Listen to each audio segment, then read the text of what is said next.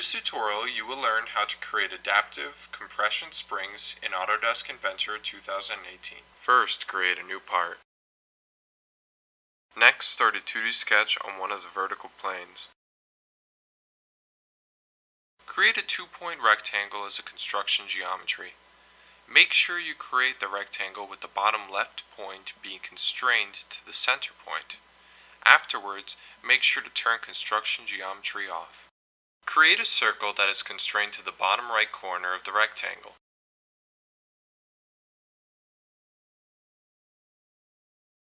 Set the diameter of the circle to the wire diameter of the spring.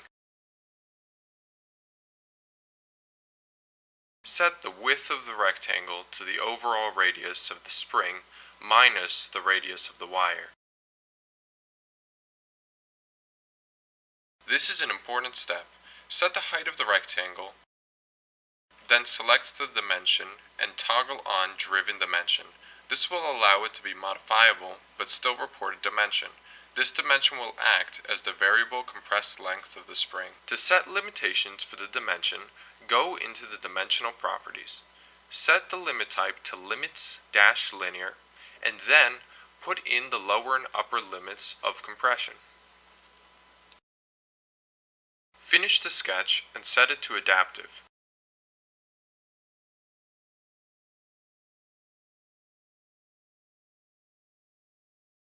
Create 2 work points, one on the bottom and one on the top of the center line.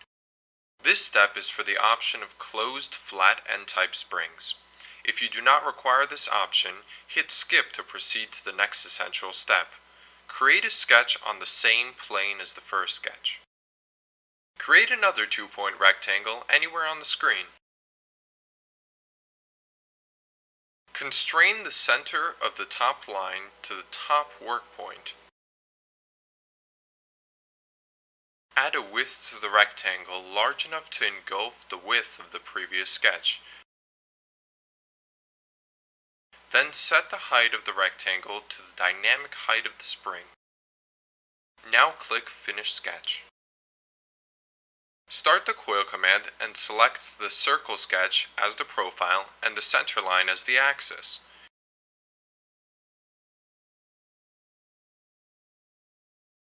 In the Coil Size tab, change the type property to revolution and height. Set the height property to the driven height dimension of the first sketch. Set the revolutions to the amount desired. It is important to keep in mind that the amount of revolutions cannot exceed the clearance of the coils or the operation will fail. If your coil is facing in the wrong direction, go back to the Coil Shape tab and hit the flip button on the axis controls. The next step is for the option of closed flat springs. If you do not require this option, hit skip to proceed to the next essential step. To create flat ends, go to the Coil Ends tab. For the start and end pull downs, select flat. For both the transition angle and the flat angle, the value should be 90 degrees. This way, the curve will begin to transition 90 degrees from the end and be flat for another 90 degrees. Once you are done changing the settings for the coil command, hit done.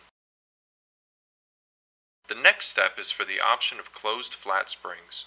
If you do not require this option, hit skip to proceed to the next essential step. To create completely flat ends on the spring, select the Extrude command. Select the second sketch rectangle as the profile. Set the extents to symmetric and the distance to all. Once finished, hit OK to apply the command. The spring is now done. Remember, when using this part, it is important to set it to adaptive once placed in an assembly and to check off drive adaptivity when driving constraints.